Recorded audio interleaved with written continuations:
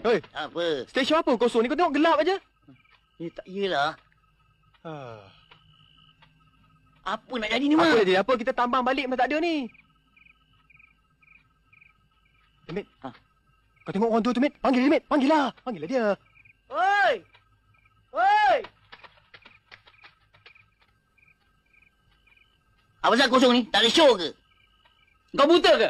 Kalau dah kosong ni tentulah tak ada show. Alamak. Orang tu ni lah buruk lah, Mit. Iyalah. Bukan lawyer buruk. Tapi kau dua orang ni tak sekolah ke? Panggil orang oi. Maaflah, pakcik. Jangan marah. Begitulah hormat orang tua.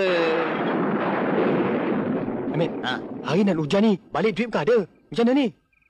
Jangan khawatir. Bisa diatur. Pokoknya pokok kelapa sawit. Kalau Sekarang tak- kau ikut aku nak kenakan orang tua tu.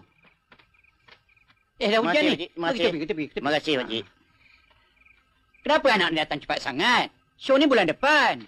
Saya berdua ni dah silap hari bulan, Cik. Anak ni datang dari mana? Jauh, Pakcik. Pakcik, Ya. Pakcik dah lama kerja sini? Bolehlah Tan. Lama juga. Isap rokok, Cik? Dah.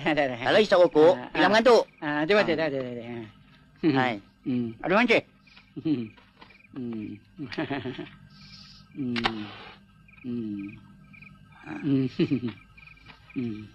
Hari nak hujan ni. Anak berdua ni tak balik ke? Memang nak balik, Mit. Ni nak hujan lebat ni. Pakcik, saya datang naik teksi. Ya. Kat situ, duit RM3. Dah habis. Memang dah tahu ni. Kena hari ni. Dah tahu dah. Kalau pakcik tahu, baguslah. Bulan depan, saya ganti lah. Berapa? RM3 je. Kuk. Cukup? Terima kasih, Pakcik. Sama-sama. Balik ya. Terima kasih, ya. Sama-sama. Cabut, Mit, cabut.